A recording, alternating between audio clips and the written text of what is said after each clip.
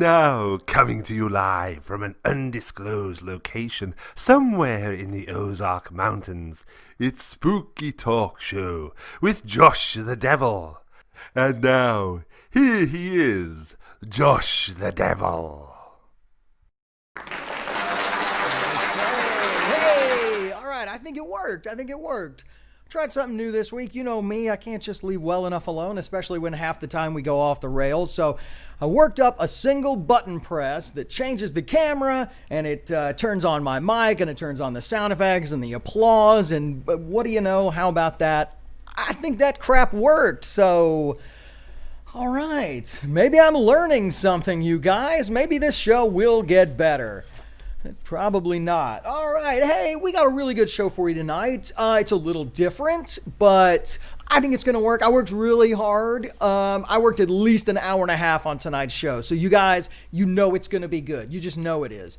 It's at least going to be a train wreck if it's not like, you know, the thing we planned. So that's good. I'm going to have a sip of water out of my Gizmonic mug while wearing my Deep 13 Dr. Forrester replica lab coat here, and well, I got my movie sign, I got my Tom Servo haircut and regular Tom back there, and lots of Misty at Riff Tracks brands. Why? Because it's time for the Great Mystery Science Theater debate. That's right, we've got 4 superfans, 4 episodes, and they're going to tell you why. When this show is over, you need to go watch their episode first. There are no losers, but there is a winner. That's right. I will choose a winner somehow. I hadn't really figured out how, but I'm going to do it somehow. I'll have to, right? I mean, right? Okay. Anyway, I just want to mention a couple of things before we get into it. We've really got some awesome bonus content on our Patreon page. Every time I do an interview with a celebrity guest, I get at least 20 minutes or more of awesome bonus stuff that I just can't cram into the show. A lot of times it's just us chatting beforehand, but that's the stuff where they're a little off guard. They're not expecting that to be in the show, and so sometimes they let their guard down, and that's some of the best stuff. So I put it up there on Patreon for you guys. So go, man. $1 a month or more, and boom, you can get access to all that. There's some Casey Orr from Guar footage up there. There is some Dave Hill bonus footage up there. And if we can get 2 more patrons, just 2 more, then we're going to have a special live stream once a month just for you guys. And, and I want to mention next week, yeah, I know. I never get to tell you guys what's happening next week because this show is kind of fly by the seat of my underwear. But I think this is going to happen next week. This says Mary Jo Pehl. So Mary Jo Pehl from Cinematic Titanic, Mystery Science Theater, and a bunch of awesome little indie stuff that we're going to talk about next week. I don't want to spoil all of it, but if you're into Renaissance fairs for serious or Renaissance fairs for making fun of, just tune in next week. Just trust me on that. Okay, I'm going to get to the news because we got shit to do here, man. Let me push some buttons here, and I think it's this one. That's right, because an Irish court has ruled that Subway's bread has too much sugar to be considered bread. In response, Subway will change its slogan from "Eat Fresh" to "Let them eat cake fresh." Okay. The boos are appropriate. It's okay. That joke was kind of old. Paul wrote that for us last week, and then we didn't have a show last week, and I felt like, well, it's still kind of funny, and I throw it in there. And anyway, but speaking of shit, NASA is currently testing a $23 million titanium toilet. $23 million for a toilet. But now, don't keep in mind, this is the government, so it's probably still one-ply toilet paper. One ply. It's all for one ply? All right, you guys are weird. My studio audience in a can is there's something wrong with them. Anyway, you guys like this picture? Amid tensions between Armenia and Azerbaijan, that's Azerbaijan there, the Azerbaijan military recently released a medal video to display the military might of their country. Now the title is Atesh, which translates to fire, or as the great Cornholio would say, fire, fire, fire, fire. A critic recently said that this is a distraction from a faltering regime. And if Azerbaijan is in fact faltering, well, at least they get medal videos. The U.S. is faltering. We get WAP. I'll do the rim shot. and then the booze. And then you realize, no, there was still something funny there, and then you laugh anyway. Right? Because I don't know anymore. A black Texas man who suffers from mental illness is seeking $1 million after a horse-mounted officer led him by rope while he was handcuffed after being arrested for criminal trespassing. Now, they say don't mess with Texas, but it sure will fuck with you. Oh. Oh, please don't kill me, Texas. Don't kill me, Texas. I'm too close to Texas. Paul, you got to stop writing jokes about people who are going to kick my ass. Oh. You like that, Paul, you like that graphic that I chose there for the next joke? It's a picture of Washington State. Because a Washington State woman is accused of hiring a 17-year-old to murder her ex-husband. They didn't have the hitman option in my high school career day, because I would have probably not checked that box. Linkin Park. Yeah, Linkin Park. I know, right? They plan to live stream previously unseen concert footage and host a Q&A as part of their 20th anniversary of the release of their debut album, Hybrid Theory. The first question, why would you do this to us? Haven't we suffered enough already in 2020? But and then the kind of laughter, ha ha ha ha ha ha ha ha ha, and then I'm gonna turn that off and push some buttons. And Wyatt, I can't hear you, Wyatt. You gotta unmute yourself. How about now? Can you hear me now? I can hear you now. Excellent, man. How are you doing? Oh man, you know I'm hanging in there. I'm excited about tonight's show. I'll tell you that. I am too. Well, plus now we've got the new Linkin Park to look forward to. I'm really stoked about. I'm not. I'm joking. But yeah, I am psyched about this show. Okay.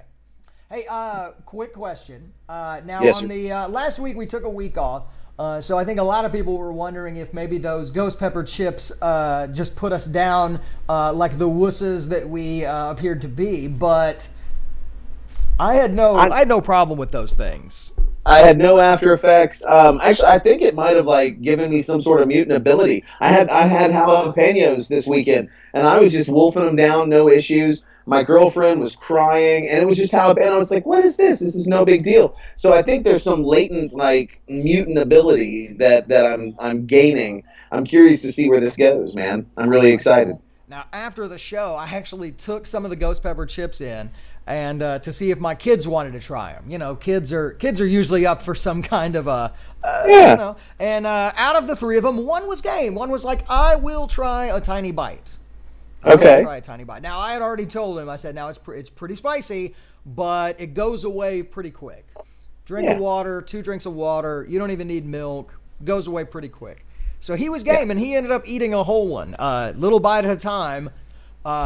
Which shows it does have some sort of addictive quality. Once you kind of start eating a little bit, you know, you want to eat more. So maybe that's it. I don't know. I don't know if I could get through a full bag of those things. It wasn't what I would call a pleasurable experience, but I think I ate 3, and I was like, okay, yeah, it's hot, but yeah, after about 30 minutes, no big deal. I'm ready to step up our game. Let's go straight to, I don't know, molten lava. Just see what's happening. I don't know what's on the scale. I'm not ready for the Pocky 1-chip challenge, but I feel like there's got to be a stepping stone or 2 to get there. Now I went to I looked around local stores trying to find something that was hotter. Found some scorpion pepper, some chips, but they weren't even as hot as the ghost peppers. So we've got to step it up. We've got to figure it out. The kids just scarf them down. So. I'm curious if the audience there, man, they need to make some suggestions. They need to throw some that stuff out there and tell us what to do next. I'm curious what they would say. Let me see. I'm going to. There we go. Oh, making adjustments on the fly. Don't worry about it, Wyatt. Doesn't concern you. Hey, so let's see if we can find something that's in between. Maybe some beef jerky or something. Doesn't have to be a chip. We could go with some salsa. I did find some ghost pepper salsa that would seem like with salsa you kind of have more of control over how hot you want it. You can add, you can really scoop one, or being a little more conservative. So maybe we'll get some habanero salsa. Sauce. Yeah, just straight up, just shake some sriracha or whatever in our mouths and see what's. I guess I should make this gesture on television, but as long as it's up here, that's all right. Yeah, it's a shake weight. Sure, we'll call it that. That's great. All right, I like that. We'll figure it out. Well, hopefully we can figure something up for next week, and next week live we can do something stupid. Now, of course, I'm ready when you are. a lot of the best ideas are things that, involve you or I being uncomfortable or in pain or just, something of that nature. And so, I'm down. Wouldn't you know it, my girlfriend had a number of suggestions for us. She's a very bright lady and a little scary. So, yeah, I'm down. I imagine there's good stuff there. Perfect combination. So, yeah, now she's got a lot of drag queen connections, and so she immediately suggested drag makeovers or eyebrow threading, something painful like that, or waxing. Yeah. Ooh. So, yeah, she's a little more sadistic than just the ghost pepper chips. But, hey, no pain, we could be no like love, we were when we were 16 and just pierce our ears ourselves and stuff. I'm down. I'll reopen the holes. Get I'm some ready. ice cubes. Yeah, I've still got a couple of weird little indentations there. And there was that time at Claire's where we tried to pierce my nose with the gun. Oh, you did. Those were the days. Yeah, that's not regulation. Yeah, no, you need a needle and a shove. 42 again. I love it. Okay, I kid. Okay, listen, we could sit here and ramble all night about the stupid things that we did as kids, and we got a job to do here, man. We got a debate, don't we? That may be the bulk of the content for our patrons only live stream. Is Wyatt and I will tell you all the stupid shit we did as a kid that we don't really want the rest of the audience to know. Got a few stories. That sounds like a pretty good idea, honestly. Okay, so guys, here's what we've prepared. Now, last week, I was floundering around as usual, desperate to try to come up with some kind of show content for you guys. I knew it wasn't going to happen. It was going to be pathetic and pitiful, and it was just not going to be, and that's normal, but it wasn't going to be very long, and there weren't going to be, any surprises. So, I said, all right. I've got a good idea, but it's going to have to take a week. It's going to need some prep. It's going to need some people involved. We're going to need to line everything up. And we did that. And we've got 4 contestants.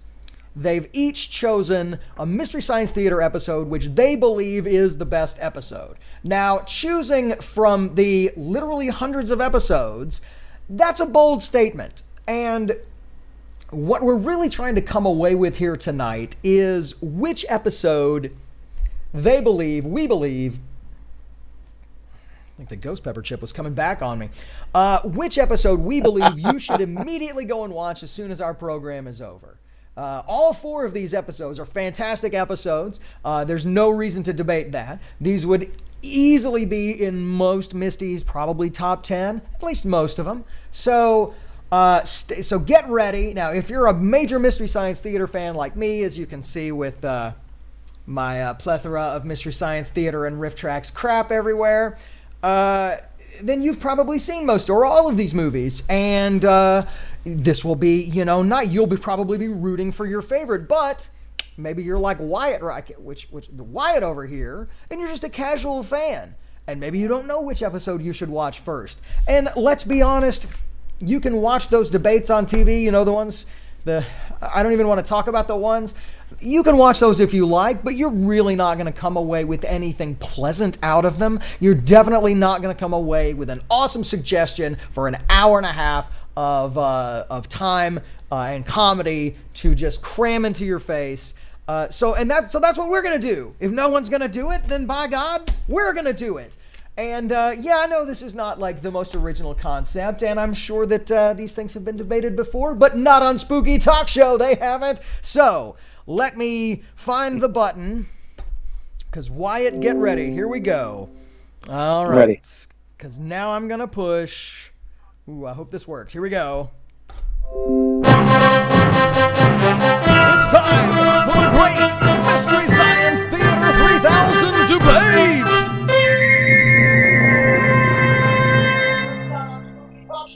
Okay, hey, I think that kind of worked. Okay, so ladies and gentlemen, we got four people. We got 4 episodes. And who are they? We're going to find out because I'm going to push this button. There they are. Hopefully they've unmuted their microphones and they're ready to do their quick introductions. Now we're going to go clockwork as I just decided. So up there in the top left corner, Kevin Hayman, tell us who you are and which episode you have chosen to debate tonight.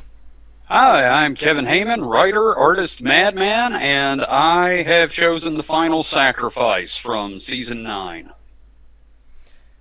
All right, Final Sacrifice, Season 9. Kev Smith, who are you, what do you do, and what episode have you chosen?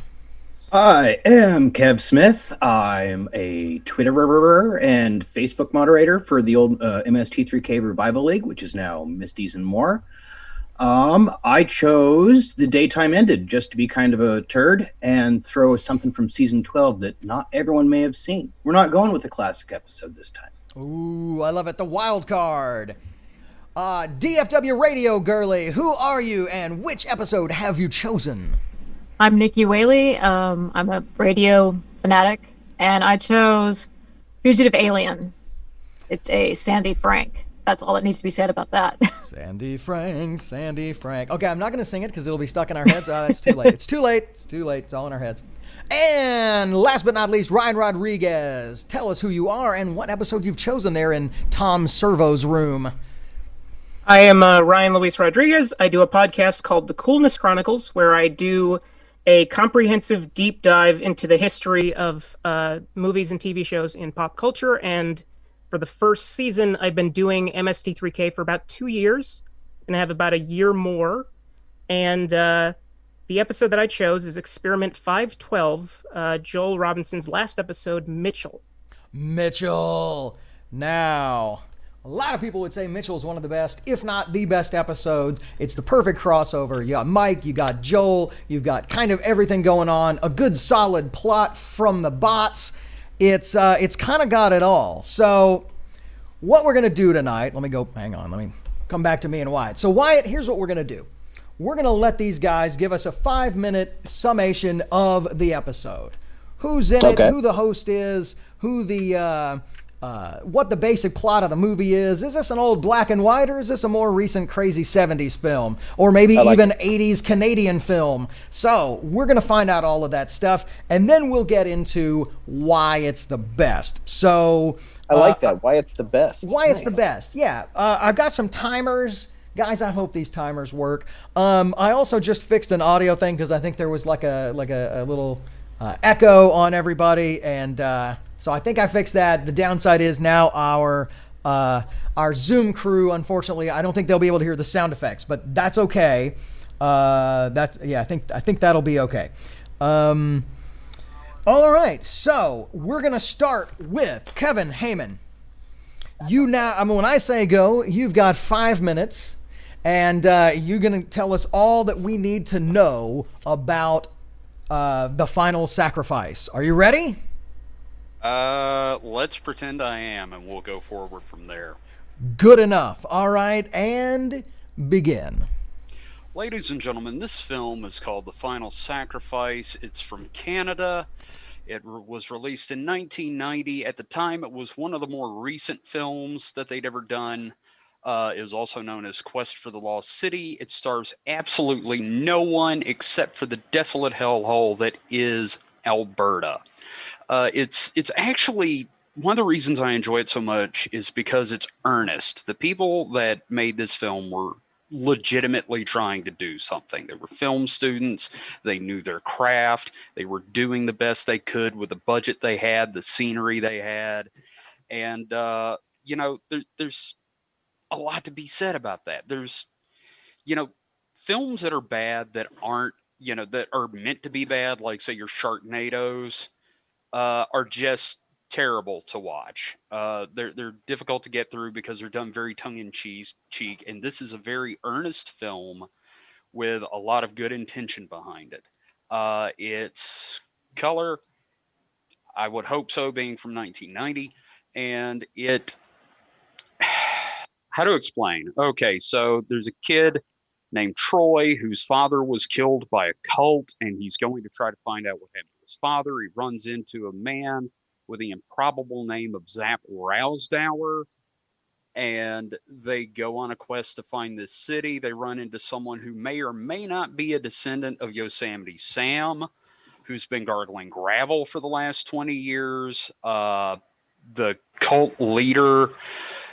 I don't know how to explain the guy. He's apparently got like a goiter going in his throat. He's like Canadian Darth Vader. I believe Mike calls him Garth Vader. The host segments are a wonderful thing for the sci-fi era. During that time, they had a lot of this sequence of host sequences goes into the next episode, like the whole Roman times thing and the unending chase. This one stands on its own. It is it's just about Pearl wanting to rule the world one person at a time, and then everyone comes down with a case of hockey hair. It's simple, it's funny, it's goofy. There's a fantastic song in it about Canada, because Mike and Crow cannot stand the place, and Servo's really trying to take up for it dressed as a Mountie. It's got some really good humor in it because they were trying their best. So there's a lot to dig into. One of my absolute favorite jokes is just this beautiful shot of Zap Rousdower staring at a sunset. And Crow just, I wonder if there's beer on the sun. And I literally had to pause the episode from laughter the first time I saw that. And there's so many moments like that it's hard to pick a favorite like that or Troy. I keep trying to say Troy McClure, like from The Simpsons, but Troy just looking excited with his teeth bared, and Crow going and making this horrifying sound out of nowhere. It's just an amazing thing. So I would highly recommend you check this out. It's not. I'm running out of steam. It's not like one of your slam bang, it's not like Manos the Hands of Fate kind of things, which I'm a little surprised no one chose that. But it's got so much heart in it, and the hosts are obviously having a great time. There's so many Larry Zonka jokes, and I didn't even know who Larry Zonka was the first time I saw the episode. I'm getting the 1 minute light, so I'm just going to go ahead and wrap up and say that you should check out this episode. It's got so much going for it. It's a great Mike episode. And you know what? You're not going to hate yourself after seeing the film. It doesn't hurt that bad. All right, Wyatt, what do you think? I like it. I'm totally intrigued with the idea of hockey hair and how that actually occurs there. So I think it's a great description. I'm really curious where this is going. Like that's a good opener. All right, I'm interested. You've piqued Wyatt's interest, so that's a good place to start. Okay, Kev Smith, you're up. I'm going to start the clock, and you got 5 minutes. Give us all the basic info you can, and begin. The daytime ended. I don't know that I have a full 5 minutes to describe this film because it's very easy to describe as being confusing. There is so much to this movie to either be confused by or enjoy. It depends upon your preference. But this movie is a quintessential movie for MST3K. It fits perfectly into the wheelhouse, and I'll get more into that later. Or enjoy. It depends upon your preference. You've got a movie about a Texas-style family, ones you don't want to mess with, and these are truly those people. Excuse me. Moving out to the California desert, which looks like. Hang on just a second. We got an echo there. I don't know. Maybe if someone. It was kind of totally overlapping what you were saying. That could be good or bad. I'm not hearing it now. So I'm just going to restart your 5 minutes because it was a little bit hard to make out. So go ahead, give us that one time. It was editable. The editable. This is live, man. I don't like to edit. That's why we do this live. We meant to do that. Duh. All right. So the daytime ended. Very confusing plot. So. As you were saying, confusing plot. In fact, I would go so far as to say this film has no discernible plot whatsoever. It's got a lot of neat, fun elements to it, or maybe concepts, if you will. But it's just a whole bunch of weird things thrown into one film about this Texas family moving out to the quiet California desert that looks very similar to where they filmed Egaw, somewhere in between, Riverside or the Inland Empire and Palm Springs. And it's a Charles Band production. So much like Nikki saying Sandy Frank should tell you something, it's a Charles Band movie. And the rugged hero of the film is Jim Davis, who is a former soap star and I think maybe cowboy actor. He tries really hard to be a good leading man in this film, and he is. He is a wonderful actor. Everyone else surrounding him, not so much. Again, no discernible plot, so there's no plot helping him. It's just him trying to use the script to chew dialogue or chew scenery and whatnot. He himself is great, if not to watch, then to riff. The movie is about aliens, time, heaven. I'm not sure. I really don't know, but there's a lot that happens in this film. And I'd say the strongest of the gauntlet easily, but again, I'm going to argue that it might be the quintessential MST3K style movie and episode. And I don't have a whole 5 minutes. I'm sorry.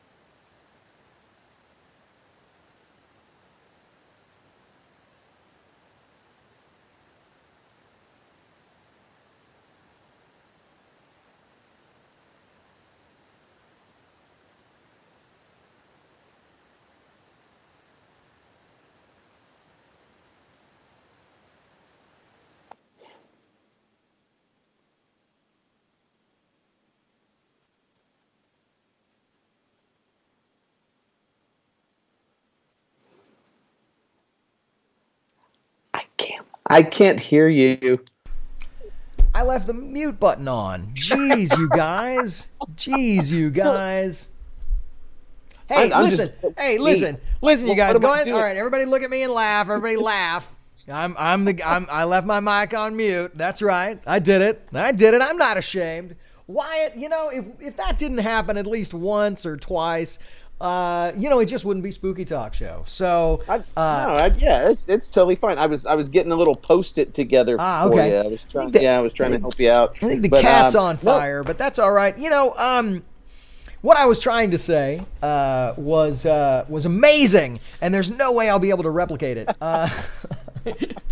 No, I was saying that Kev's right. The plot of the film, there isn't one. Things happen. There are characters and there are special effects, but not really something. Yeah, as a drama teacher, as someone who can read, who spends a lot of time reading like classic stories by amazing classic storytellers, this will drive you bananas because. I'm kind of curious though. It sounds chaotic, but I like the description of aliens and time and heaven, and so I'm really curious where it goes. It does sound mildly infuriating, but if it's one of the top four, I mean, come on, it's got to be pretty good, right? I would describe it to people as it's one of those movies that as you watch it, you continually go, what? Okay.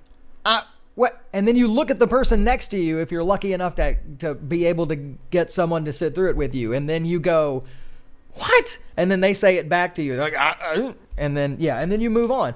So exciting. Yeah, I'm curious. Yeah, I'll bite.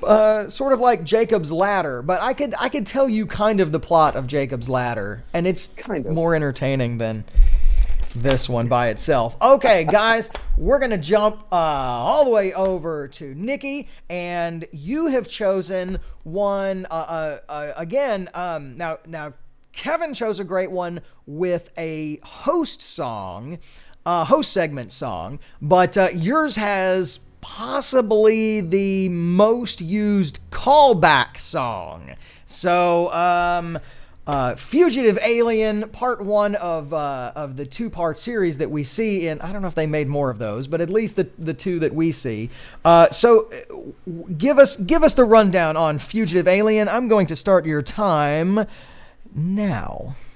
I know I won't be able to take up the whole 5 minutes, but it's one of those that you start and they automatically, you get your introduction to Jack Perkins. Mike plays Jack Perkins. Hilarious. He carries over to the Thanksgiving episodes. And it's just got this song that Servo sings and they all sing together. You know, he tried to kill me with a forklift. Olay! And it's just pure greatness. There's times where the movie drags. It's about Ken, who is a star wolf, and he ends up killing one of his, partners on Earth. So he's a fugitive. So he gets with this group, Baracus 3. I hope I'm saying that correctly. And it's just, there's times where it's funny. There's times where it's just, you really need to watch it with the riffs, because otherwise it's agonizing. It really is. I don't know if the first one or the second one's worse, but it's definitely one you got to watch. You have to watch it because it seems like any Misty group, anything, you're going to hear that song. You're going to hear that phrase. So it's worth watching. That's all I got. All right, there you go, Wyatt. You may not be familiar with Sandy Frank. Sandy Frank was I guess one of the biggest enemies of Mystery Science Theater, I would say it's safe to say. He was not pleased. His group, not pleased. You'll know Sandy Frank from some of his large rubber monster movies that are, Gamera versus Zigra, I believe he did. Gamera versus Gyron. A bunch of those just awful, okay. Very poorly dubbed, loose plot, entire Japanese cast, except there'll be like one American kid, or an American mom or something. They just throw that in. I don't know why, but that was like they always did it. It was like a thing they did. So the only difference is this one is just lots of space helmets and lasers instead of guys in monster suits. But the dialogue and the plot is just as bad as any kind of, Gamera film.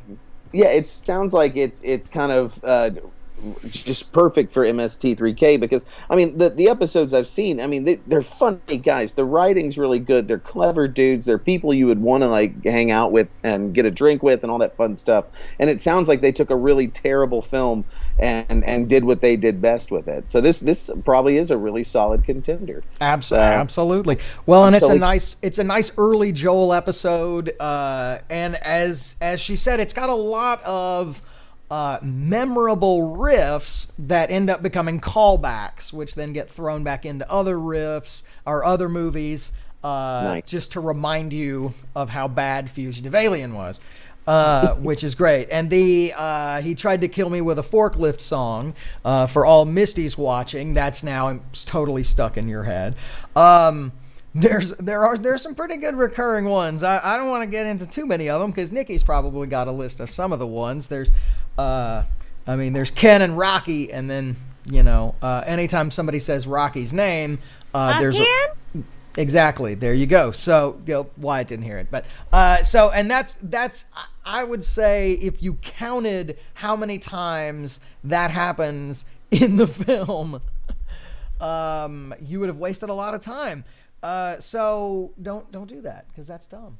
But it's a lot. It's a lot. Spoiler, it's a lot. So, yeah. So there you go. Now, I will say, of Mystery Science Theater movies that are chosen, as not an average person, but as a person who can watch bad movies and enjoy them, there are more watchable movies. And the Misty crew really chooses from all different areas. Sometimes it's bad because just the audio and the writing is really bad, or the special effects are really bad.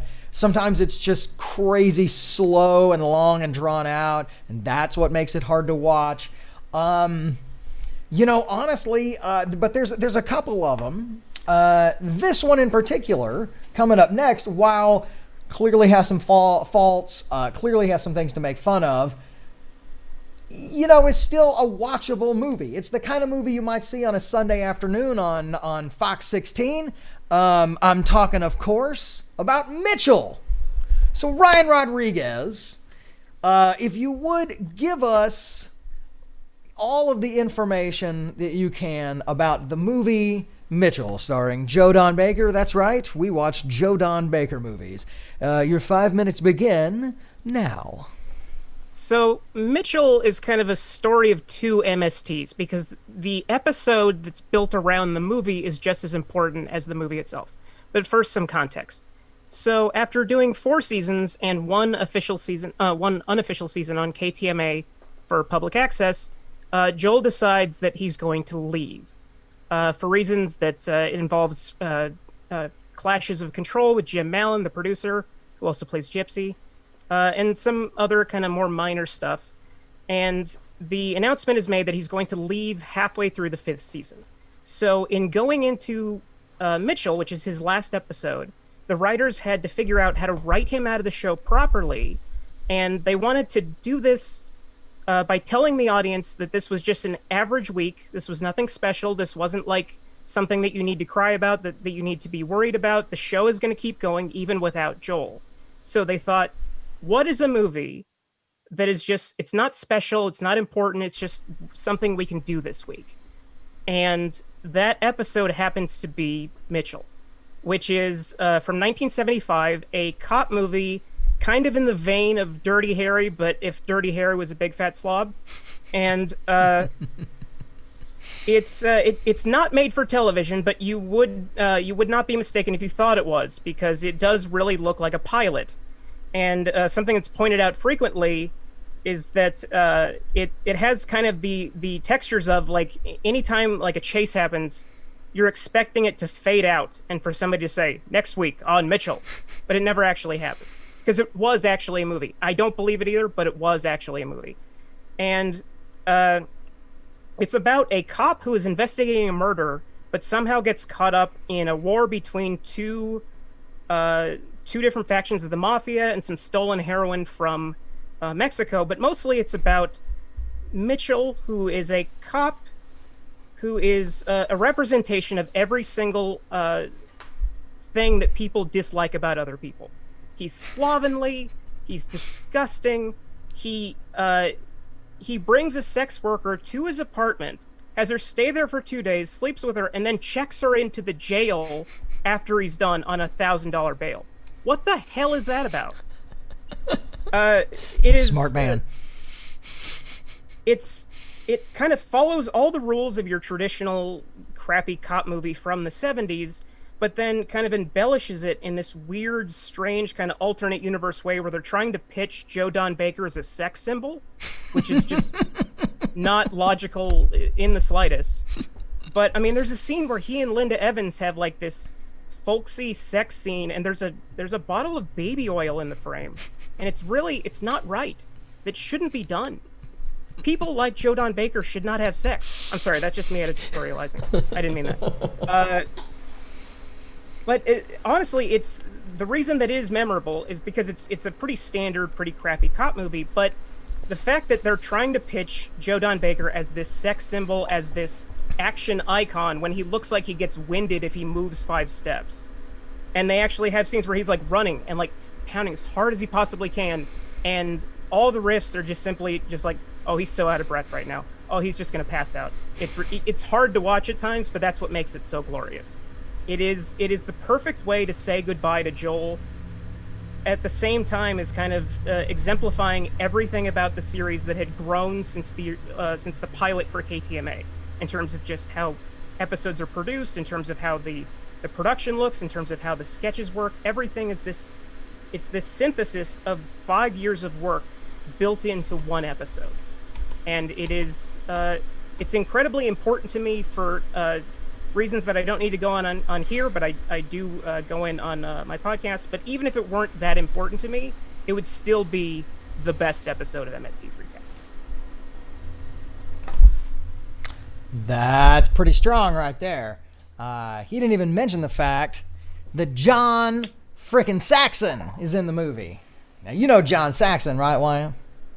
Which one's that? Tell me. Oh, come on now. Most people recognize John Saxon as Nancy's dad from the Nightmare on Elm Street movies. Okay. But cooler people would recognize John Saxon from his role in Bruce Lee's essential film Enter the Dragon. Okay. All right. So, how funny. How the mighty fall. That's so sad. That's so sad. Now, I will say, Mitchell is one of the few films. Well, my earpiece is falling out. Mitchell's one of the only film on our list tonight, and one of the few Mystery Science Theater riffed films. Good grief, this is just falling right out. That I've actually seen the. Stop laughing at me. I've actually seen the unedited. I've actually taken the time and seen the unedited film Mitchell. Another one that I've seen is Puma Man, because when they have to cut it for time.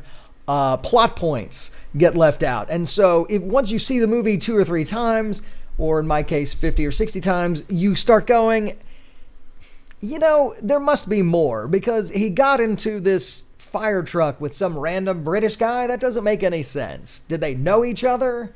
He seems to know his name. And I'm speaking, of course, about what would have been my choice for tonight, Puma Man, or as Donald Pleasance would say, Puma Man.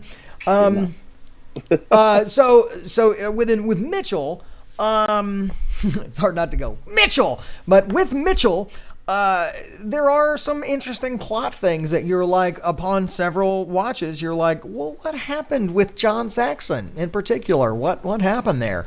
And if you go watch the unedited film, you find out that Mitchell just clubs the shit out of him with a rock.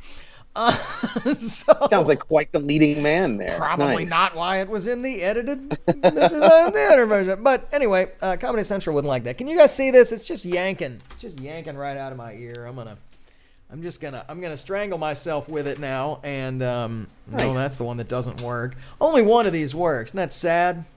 It's just sad. I don't know. It makes for interesting YouTubery. So yeah.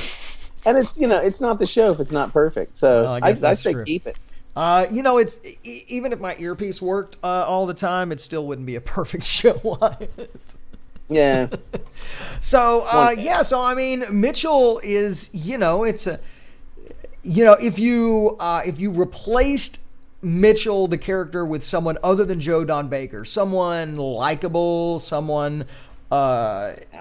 Believable as a movie action cop, it might be a watchable movie. It might be. As it is, it's Joe Don Baker. And he's not walking tall in this one. Rim shot. So we're gonna jump over to our Zoom guys, and we're gonna ask them some questions. Now, Wyatt, do you have any questions about any episode? We're going to start with, we're going to jump over here. I'm just enjoying listening to these guys talk and figuring this out. And so, no, I'm good right now. All right. I'm sure something will come up. Well, we're going to jump back over to our guys. And, you guys have told us all about our 4 movies and what they're about and kind of what to expect if we watch them. But the real question is, why did you pick this movie? Why is this the one that our viewers need to go watch first? Why is this one the one that sums up, your belief in what the perfect Mystery Science Theater film should be. Why is it this one? So Kevin Hayman, we're going to start with you. I am enjoying the fact that, this time next year when someone's watching this, they're going to go, what is on his head? And no one's going to catch the reference. I love that. But hey, Mr. Science Theater has always been about catching odd references. So that seems about right. So Kevin... In comedy, you follow the fear, and that's why there's a fly on my head. Are you afraid of flies? Is that a... Yeah, sure. Let's go with that. All right. Or maybe teleporting with flies. Did you have a teleportation accident? Maybe that's one. Yes, I did. When I was younger, I was two thin kids, and they teleported, and now I'm one big kid. Oh, okay. All right. I'll buy that. Okay, so Kevin, The Final Sacrifice. It's Canadian. It's, like you said, it stars no one. Mm-hmm. There's no threatening villain. There's no real leading man. I mean, I guess if you average out the kid and Rousdower, maybe that's a leading man, but you get like 3/4 of a leading man if you put them both together. It's as Canadian. It's almost as Canadian as it gets. It's just denim. It's beer. It's mullets. But why this one? Why The Final Sacrifice? Because it's watchable. I mean, as silly as it is, like if I saw The Final Sacrifice on television somewhere, I would watch it out of morbid curiosity, at least. I've made short films. They're very reminiscent of Final Sacrifice in many, many ways, because we didn't have a budget, we didn't have actors, we didn't have skills or anything else. We were editing on 2 VCRs. It just, it feels like something I would do in my spare time. And God, I just enjoy the heck out of it. And like everything up until a point, it's like, okay, yeah, all right, they want the map, they're chasing him, these jackbooted thugs with their tank tops and their mouthless ski masks. I can buy it. Okay, you got this fat dude with the curly hair, and then the dude says the name's Rousdower, Zap Rousdower, and you're like, okay, yep, all right, I'm there. This is stupid now. I'm there. There's no way I can't watch this. What else have you got, movie? Just bring it on. And then like everything looks like it's out of some kind of a friggin' Eagles album. And then the what's Mike Pipper, the prospector. Yeah, he is kind of almost a. If you said I need you to play old grizzled prospector, I mean that's it. If you don't deliver that exactly, then you're not nailing old grizzled prospector. So. And then Servo just constantly, did I mention who hates that rabbit? Just, it's great.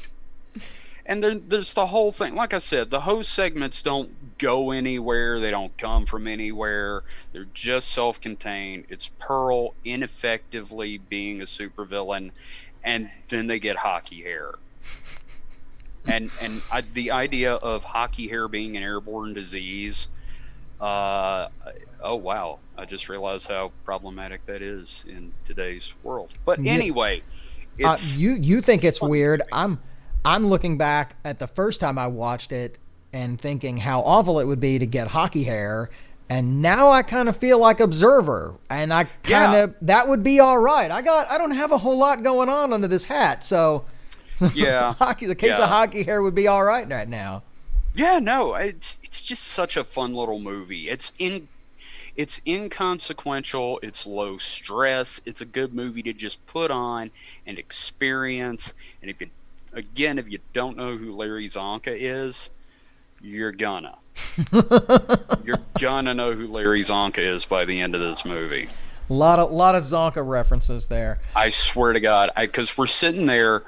And I'm watching it with my friend Warren, and he's like, I have no idea who Larry Zonka is, but this is hilarious. All right. Well, all right, Wyatt. You and I are actually old enough to remember, that Larry Zonka did more than just play football and tried to actually act and make a couple of films and such.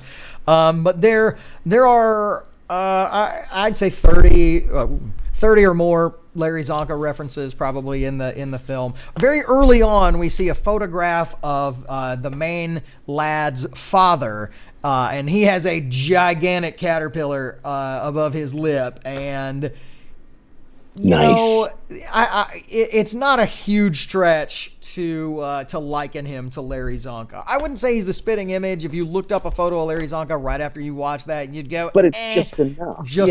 Just enough. I mean, okay, I gotta say, Kevin's right. It is a fun, easily watchable movie. It's not super slow. It's not super confusing, I guess. You know, and it does, you can tell that the filmmakers were really trying hard. It is one of those films where that you can tell that they did really have good intentions. They really thought they were making something good, and they really gave it their all. So it definitely has that. All right, well, Kev, let's jump way forward in time to season 12, but then back in time to the is Charles Band, is that who? Yeah. The day time ended. Now, as we've discussed, the plot is things happen. There's credits at the beginning, some things happen, there are actors saying lines, and then the credits roll. And that's about it for the plot. Now, Wyatt, I'll give you a little bit, just so you kind of understand. Let me jump back to Wyatt. Wyatt. Okay. Yeah. So things just keep happening. Little kid actors can't say lines very well. Lots of classic horror movie like missteps, like you just found the girl you were missing, and then you immediately let her just run off again and get lost again. There's a lot of that. But it's a lot harder to follow. So, Kev, Kev, why is this one? Why did you pick this one? And why? What just jumps out and tickles your funny bone when you watch it? Oh gosh, just off the top of my head, just a few things without getting way into it yet. It's silly. Like you said, it has all these things that happen in between the start and the finish of the film, which are two very different types of movie at the very beginning and at the very end. And it makes me laugh the entire time. The film itself is almost like an Ed Wood picture, where it tries to be something greater than what it is. It tries to have a message, but it just doesn't have anything behind it or what it needs behind it to keep it as being a good film or make it be a good film. And in the Daytime Ended's case, that might have been an editor. I don't know. Someone to keep everything together, one screenwriter, or maybe just not being a Charles Band film. I'm not sure. But the movie got chose primarily because it's so weird. It's perfect. It is literally perfect for an MST3K episode. I'm surprised they didn't put it at the forefront of the gauntlet as far as good as it was, or at the very end. I understand McAnee was the more famous picture, but this sat right in the middle of the gauntlet, and it is just perfect for it. It's almost hard to watch the end after that, because the last two movies, which are still good, the movies themselves, episode-wise, they're fantastic. Killerfish and Ator are great. But movie-wise, compared to The Daytime Ended, they're not nearly as fun. And a lot of MST3K classic episodes, the movies aren't as fun as The Daytime Ended. And one thing to point out that makes The Daytime Ended so much fun, just the film itself, not the riffing, is this randomly has Harryhausen-style special effect creatures in it that just look so weirdly cool that you can't help but to go, well, this is neat, what's this? It gets your attention, but you're almost kind of like, wait, did I just step out and miss something here? Where did these guys come from? And with these creatures, we also get that this is the first episode that has boobs.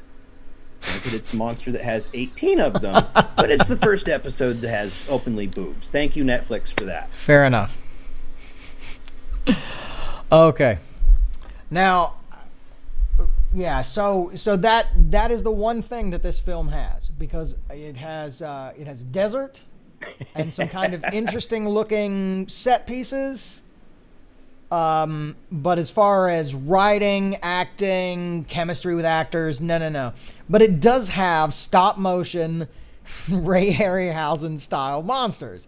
Nice. And they look very out of place. But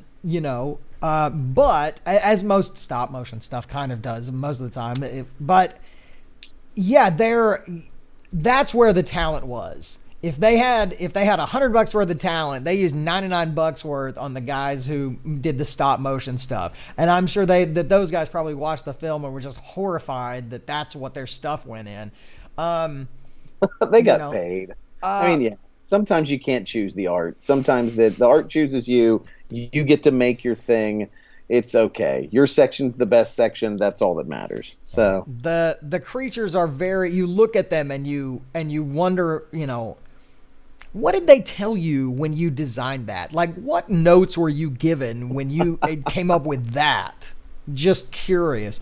So all right. So it lacks the mullets, but it does have the Harryhausen. So I don't know. All right, I think we're still even. I'm still very undecided at this point. I'm hearing. I thought I kind of knew what I was going to expect going into this, but there's so many points that have been brought up that I just was not expecting. So Nikki, take us to Sandy Frank land, where everything is either a miniature or a guy in a giant rubber suit. And that's got plenty of that in this one. Pleather. So give us, why is it this one? There's two of the films. I mean, there's two in this series. They're both, fairly similar. And we've seen several other Sandy Frank films. Why is it this one? It's when I first started, I'm an insomniac. My husband's asleep, so I'm watching it, and the first thing when they get into the movie, like, oh, this reminds me of that scene in Doctor Who. No, this reminds me of that scene in Star Trek. No, this reminds me of something out of Star Wars. It's just their riffs were great. I mean, they were just great, and it really keeps you into the movie. I mean, it's agonizing to watch it. It really is, but yeah, with the riffs, it's great. All right. Well, what other stuff what are your favorite? Give us some of your favorite parts. Give us some of the. I mean, there's several callback riffs. I mean, give us the whole Ken and the Rocky and the again. Yeah. I mean, it's just there's a lot of kind of like if you looked through a book of classic riffs, there's quite a few from that episode all kind of crammed in there. Oh yeah, a lot of them. Anytime he says Rocky, you have Trey saying again over and over. That just keeps repeating. It's great. You have Captain Joe, who's a drunk. He's got these huge cheeks, so they keep making references to that. And you've just got your weird Japanese type of drama thing where they have the quick close-up on the eyes and just out of nowhere, and then Captain Joe just going, ha ha ha ha, you're stuck now. It's just really bizarre things like that. I mean, and their reaction to it is just kind of like what yours would be, like, what just happened here? And you kind of feel like you're there with them as you're watching it. I mean, that's how I felt with it, because I mean, I know I woke my husband up when I was watching it because I was laughing so hard. It was that good. I mean, again, it's brutal, but it's not the most brutal I've watched. I liked it. I loved it. All right. There is something, I think she's right. There is something about the ones that are really painful. I mean, the premise of the show is that they're being tortured, that they're being subjected to this against their will, hopefully to break their will and spirits and whatever else. So, this is one that, because if it's painful, then you kind of feel their pain and you're in it with them. And when they talk about how awful it is and how painful it is and how confused they are, you're right there with them. So I will, I definitely can appreciate that aspect of it. Sounds very meta. Sounds very like, yeah, because there is something really wonderful about like terrible cinema. And like, yeah, and all the, I mean, everyone has sat through the bad movie because their friend made them watch the bad movies. We've all been tortured in some way, shape, or form by cinema. Oh, sure. And so, no, that's awesome. I'm really curious. All right, well, that just leaves the Joe Don Baker Mitchell. So we've got, like you said, now the host segments are very very specific in this one. It's not just some random plot, not just a funny song. We've got the passing of the torch, and I like that you summed it up. It is just kind of a nobody worry, nobody panic. We're not gonna leave you hanging. We're gonna make sure everybody knows what's going on and that sort of thing. But it is, it is a milestone. We'll call that a milestone event. But aside from that, it's just Mitchell. It's just a Joe Don Baker movie. We could be talking about Final Justice. With the guy getting shot the same way over and over again, and the only other movie that I can possibly think of that was shot in Malta. But we're not talking about Final Justice. You didn't pick Final Justice. You picked Mitchell. So why Mitchell? Give us the final answer. So in terms of the movie, it's the first movie that I ever went out of my way to watch unriffed as well as the riff. You had to know what happened to John Saxon too, am I right? That was the primary reason, but I enjoyed it so damn much that I think I've seen it 4 times unriffed, and I might watch it a few more times. But actually, to point on the John Saxon part, he doesn't actually get killed by Mitchell. He blows up in a dune buggy. Oh, that's right. Mitchell does bash the other guy's face in with a rock, and that's the footage that's in the opening credits that is then filtered through the title. Right. And if you don't have that, I mean, you're definitely missing something. You should watch the original version. It's fucking fantastic. But the movie itself, in addition to being just utterly watchable, it's I believe it was Entertainment Weekly back in the 90s. They came up with this thing called the LPM, which is the laugh per minute ratio. And they were trying to calculate how many jokes were in the funniest movies of all time. And they determined that Airplane had the highest LPM of any movie ever made, with like 6 good jokes per minute. And if you look at Mitchell, even compared to other season 5 stuff, even compared to later stuff, the jokes are delivered with such ferocity and so well, and they're so perfectly calibrated for that moment that I have gone 3 entire minutes without being able to breathe during Mitchell. Because one joke will hit me, and I'll be like, oh, that's funny. And the next one, I didn't even get my breath out. And then another one, and then another one. And it just keeps going like that. And it kind of feels like they were in the writer's room saying, okay, we're never going to have Joel here again. We need to do everything that he's capable of doing in terms of like what his strengths are as a riffer and what his strengths are in terms of an energy. And we just need to pack it all in here. Because this is it's now or nothing. And it's approaching this weird period where the show was never going to be the same again. The show was changing forever, and there's nothing we can do about it. But handling that and still delivering what I think is your best episode, that shouldn't happen. You shouldn't be in the middle of this kind of creative crisis of shifting leaders and shifting exactly who's going to be the star of the show and make your best work. I don't think that should be physically possible, but it is in this case. It is their best work. That's going to be tough to argue against right there. Yeah, typically the changing of the mantle is not the best episode. Even if we look back at like Doctor Who episodes, those are painful episodes to watch. You loved that actor, and if you really are into that universe, at the end of that episode when whoever that your favorite doctor was leaves and the new doctor comes in, it's very emotional. But if you look at the actual episode itself in those cases, usually those aren't necessarily the best episodes. Those aren't the most watchable episodes.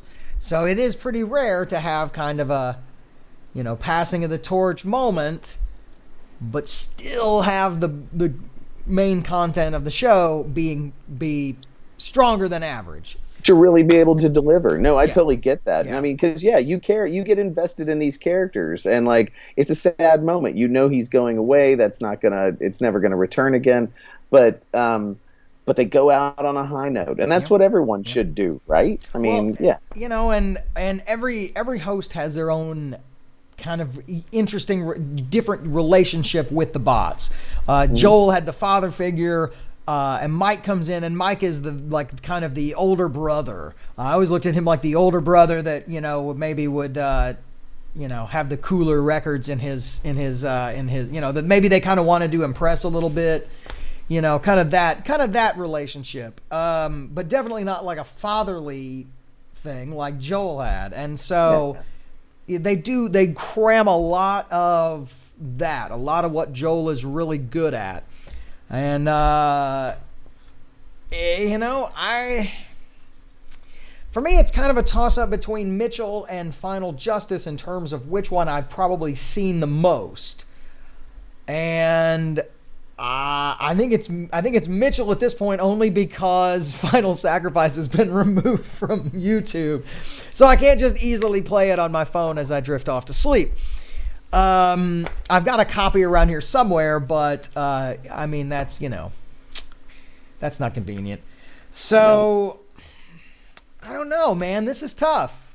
Wyatt, which one is really grabbing your curiosity the most? I'm curious about Mitchell, of course. I'm still curious about Final Sacrifice.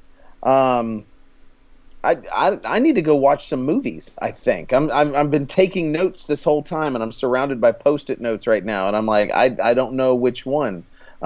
This is really tough. Yeah, it really is. They've done a great job. I was gonna do like a whole question and answer section. I don't know. I can't think of any.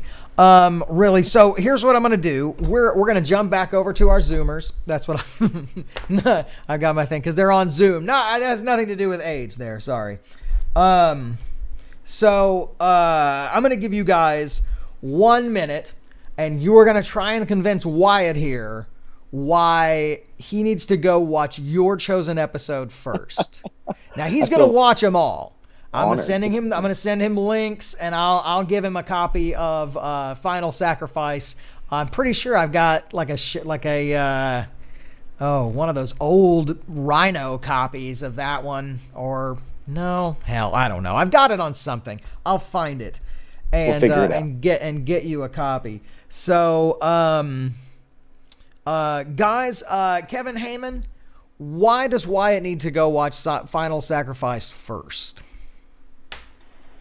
Well, let me take my fly off and make this serious for a second. You see, Wyatt, the reason you need to see Final Sacrifice first is, quite simply, you will never laugh so hard at a young man just digging through folders in an attic for about 10 minutes. Just some guy wasting an afternoon. They filmed it, and somehow they made it funny. There you go. Digging in the attic.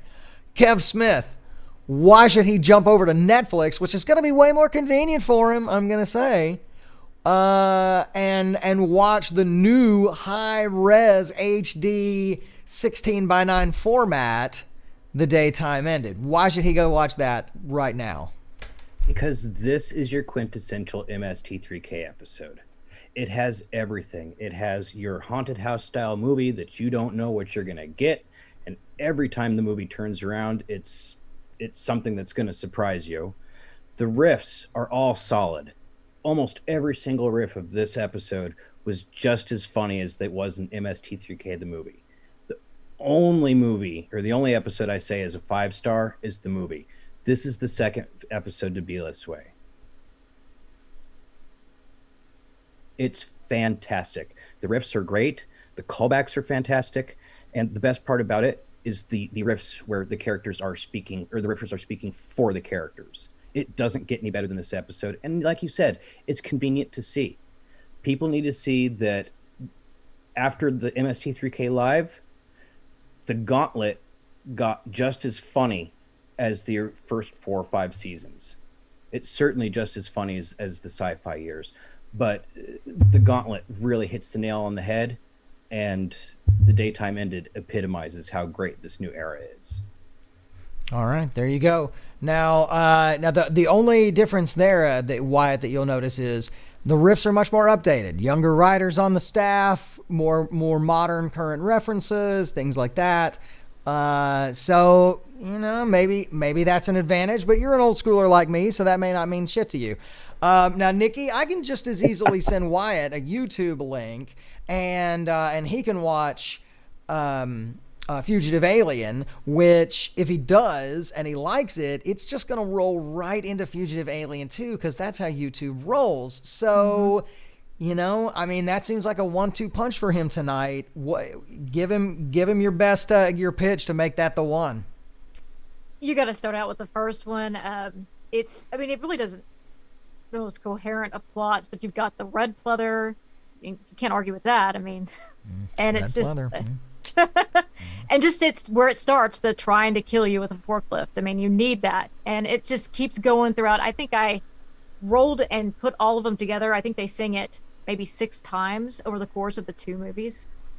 It's great, and I think it's one of Tom Servo's best episodes, and Crow's, all of them. It's just one of those that is quintessential to watching MST3K. You need to see it. All right. It is that is one of those things. She's right, where if you catch those references early, then when they're callbacks, you know where they're from, so that makes them a little funnier. So yeah, I like that. I like red pleather. So yeah, and there's a lot of red pleather and cheesy looking helmets. So okay, that does sound good. Ryan, honestly, I think you've probably got the easiest sell. Mitchell is again. I can send him a link to the Shout Factory, rip of it, so it's a nice clean copy. And it's a milestone episode. So to me, it seems like that's the easiest one to pitch, but at the same time, I'm a little partial. So give him your best pitch as to why he should go watch Mitchell first. So before the show, Wyatt, I heard you say that Gypsy is the best thing about the show. I know you don't think that I heard you say that, but I heard you say that. So anyway, I'm going to go with this. Gypsy saves Joel Robinson's life through sheer perseverance and through resourcefulness. She finds an escape pod and a box of handingers and lands him safely on the Earth, entirely by herself. Gypsy, the greatest character in the history of Mystery Science Theater. Also, Mitchell's good.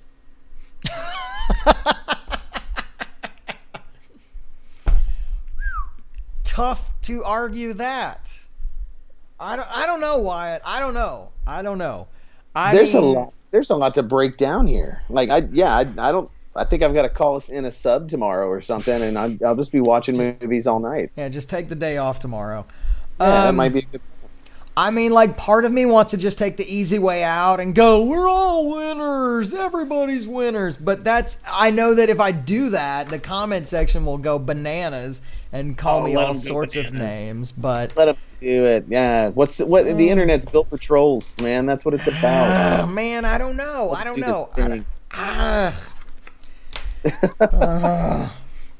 Honestly, I'm glad that nobody chose Puma Man, because I wouldn't have even listened to anybody else's arguments. I'd have been like, la la la la, Puma Man, la la la. So when we do our second annual debate, I hope one of our contestants will choose Puma Man. No, I get that. That's not fair, I guess. I guess that's not fair. Ooh. I've gotta pick one. I've got to do it. I gotta pick one, Wyatt. Is there one that you're leaning towards? Honestly, I like the pitch for Mitchell. Oh, that just sounds really exciting. Anything that you're gonna watch one of these films that's built around the joy of making fun of the movies, and it's so good that or bad that it's good, and you're gonna go and watch the awful movie just to figure out the plot. I'm kind of excited about that one. I'm excited about Fugitive Alien, and I like the fact there's a part 2. I also like the idea that it's it starts off a good run of the jokes and a lot of the callbacks. hockey hair is always fun to watch bounce and wave in the wind. And I like it. I like a good like haunted house kind of idiot ghost story that makes no sense, or horror story. I don't know. Yeah, but yeah, I think it's Mitchell. I think that's my order. I think I'm Mitchell, Fugitive Alien, Final Sacrifice, Daytime Ended. I think that's my order. There we go. I'm totally on board with that, guys. There you have it. Mitchell is, we're not going to call it the winner. We're going to say Mitchell is the first episode that Wyatt and maybe anyone else is just an average fan should go watch. Follow that up with some Fugitive Alien. Jump over there and get you some of that classic hockey maple goodness with Final Sacrifice. And then you can jump over and find out what all the new shit is about on Netflix with The Daytime Ended, which... Kev, you brought up a good point, and that is that kind of maybe would have been a better final episode for the season. So, I don't think you should look bad upon this outcome at all. I think it's the perfect closer for our 4-part marathon. So there we go. Because, you don't want to end with Mitchell, because then you want to find out more about Mike. So... I think that's okay. I think we did pretty good. I think everybody learned a lot. Wyatt, you got some work to do. Maybe we'll. I like doing this. I like this format, and I love the passion and the creativity. And honestly, I love the homework. So I think we're gonna do. I think the next one we're gonna do. I think we're gonna do best short. And you guys, if you guys want to come back for the best short, I want you guys to start thinking. Now, I will say, I'm going to throw some caveats in there. Any short you want. That includes an episode of any of the serials, even General Hospital, if you're that weird. And that includes the things that maybe are a little more obscure, Assignment Venezuela, or... what was the other one? The Puerto Rico one. City on the Move. Progress Island, USA. Yeah, Progress Island, USA. So those are totally viable up for grab options. Now, I'm going to go ahead and state for the record that my favorite short is Cheating. I think it is the perfect one. There's so many moments that just kill me. There's a moment where it's all about a kid who's caught cheating, Wyatt. Go figure. And oddly enough, the kid doesn't seem to have any parents, Wyatt. He's all alone in the house. But there's a moment where in this incredibly dark house, after he gets off the phone, he walks to a door and he opens the door and there's just a big white light. And of course, the guys go, "Come on in, kid." And it's like a party inside, of course, but it's not. And then, of course, the kid goes inside, closes the door, and there's a gunshot as if he killed himself. It gets dark real quick. I like the dark shorts. I like the shorts that get dark. I'm not gonna lie. So I want to take a minute to thank all my guests. I'm going to jump over here to you guys one more time. I want you guys to run down where people can find more about you on Twitter or online and all of that sort of stuff. Because I got a feeling people are gonna want to tune back in to find out about the shorts, and if that's the case, then they're gonna want to follow you and find out all sorts of stuff anyway. Ryan, I know people are gonna be wanting to follow your podcast because you as Kev Smith said when you were tagged, he was like, "Oh, we got a ringer now, so we're all in trouble." And I don't know, maybe he was right, because you did seem to make some very convincing arguments. So we're going to start up at the top again. Kevin Hayman, where can people find out more about you and what you do? Because you draw some really awesome comics. I don't know if anyone can see. Let me see if I can. Where's the... Oh, crap. Push the button, Josh. I'll push the button. You tell people about yourself and where they can find you. Okay, you can usually find me behind the Kroger on Sunday mornings living in the garbage. And if you want to give me any money for food, that'd be great. No, I am a webcomic artist. You can find me on Twitter at Kota Otan. That's Kotaotan. Just don't freaking ask why. My website is everywhencomics.com. That's every and when, W-H-E-N. I have a comic called The Errant Apprentice. It's been running for about 16 years now, and it's a big epic fantasy set in the modern day. And yeah, I also do graphic design and stuff, so if you need like logos or anything done, I'm quite affordable. And you know, yeah, if you're lucky, you won't find me underneath your window begging for food. Here is an example. This is an awesome little piece that Kevin did and brought to me because no one at the Comic-Cons appreciated this. Can you guys believe that? There are no Misties at conventions. It's true. It's true. There are very few. I take my Tom Servo, and it breaks my heart because people say, "Oh, I like your gumball machine," and it just that just breaks my heart. So, Kev Smith, give us the rundown on your where's and what's all that. Oh, I'm really easy to find. I'm at KCS Kevin Smith. That way no one looks for that Kevin Smith. Not a whole lot going on all the time, but those who do know me pretty well know I'm a graphic designer and graphic editor, just kind of like Kevin is. And I focus all my time watching MST3K, so you could always find me on that handle. And I'm always talking about MST3K. As you should. And Two Kevs, one job. It is. It is my one job in life. That is why I've accepted that. And Nikki, how about you? Well, you can always follow me on Twitter, DFW Radio Girly. You're just going to find memes and just Misty stuff because I'm a news anchor. I do national and just statewide. And after doing that all week, I don't want any politics, any news. I love MST3K because it's just something, it's just chewing gum for the brain. And you just had a big congratulations in order, right? Because you just went from local to national. I did. That's that is some big shit right there. It's great. I just did my first shift national on Saturday. So, yay. Fantastic. All right. Well, congratulations. We will Thank check. you. We will be looking forward to more from you when we get to the shorts. Ryan Rodriguez, tell us about your podcast and where people can find it and the average episode.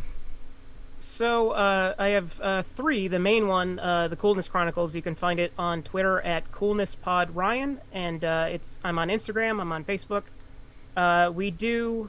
It's a deep dive into MST3K, but we do the entire history in that we start like maybe 10 years before the show starts, and we're going to go all the way through riff tracks. We're going to go to the Netflix show, and so far it's been about 2 years. It'll be another year all told. We've done 66 episodes. We dive into every single experiment, every single movie. I kind of get distracted and start talking about movies that are not related to MST just to keep my sanity going. And it's great. Kev Smith has been on the show. He's like one of the two guests that I've had, and he was awesome because he's a good guy. Which was an honor, by the way. Thank you. Oh, the honor's all mine, sir. I also do another podcast called Reels of Justice, where we put movies on trial every week. So we have a judge, we have a defendant, we have a prosecutor, we have a jury, and two people have to make an argument over whether or not a movie is guilty of being a bad movie, and then we kind of break it down. And we've had a lot of guests from MST and Riff Tracks. We've had Matthew J. Elliott, Deanna Rooney's coming up soon, so is Tim Ryder. And recently we had Trace Beaulieu and Frank Conniff, which was the most terrifying thing I think I've ever recorded in my entire life. Likewise. Yeah, that's right. Yeah, they were on your show too. I was hoping to just get one of them, and then two of them at once was, extra anxiety. Yeah, it was because, I mean, growing up, I loved everybody involved, but Trace was like my hero because he also designed the set. He designed the Satellite of Love. Crow's my, other than Gypsy, my favorite character. And so that I got to, like, not really, like, talk to him, but be in the same virtual room as him was an honor and also scary as shit.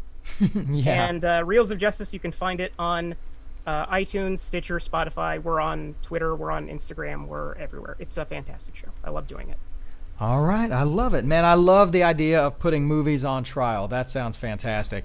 Yeah, it's never been done before, not even here.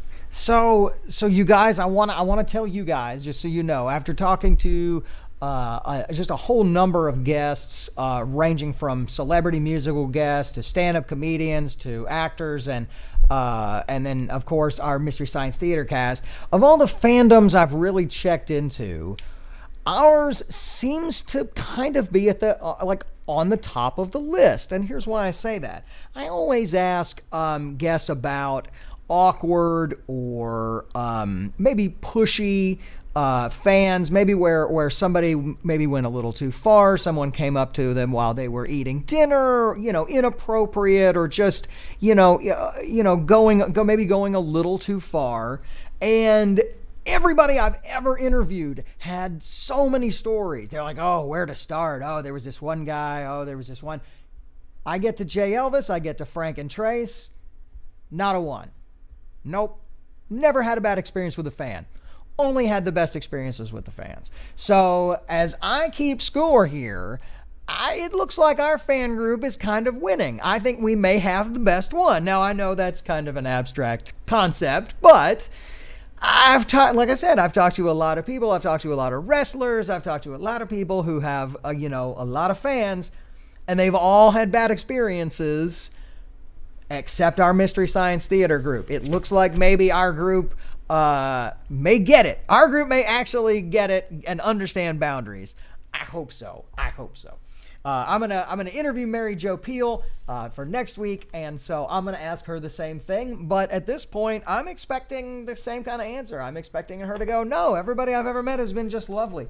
So there you guys go. There's the first ever Mystery Science Theater 3000 debate here on Spooky Talk Show, and what a damn good time I had. I learned a whole lot.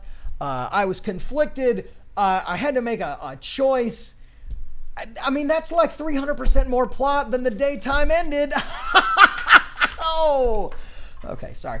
Listen, I'd love it if you jumped onto our Patreon account, patreon.com/Spooky Talk Show, because if you do, and we can get just 2 more guys on there, we will start doing these amazing, Wyatt and I will stay up late and do a special live stream just for you guys, and we'll make it really fun, do something silly, we'll take your advice on what we should do next, and all of that sort of stuff. And I got a bunch of stuff I want to give away. I've got all kinds of souvenirs from the show that I'd like to give away from various guests, and I don't want to just give them out random, I want to give them to the patrons. So jump over there, give us a couple more, and then that'll be awesome.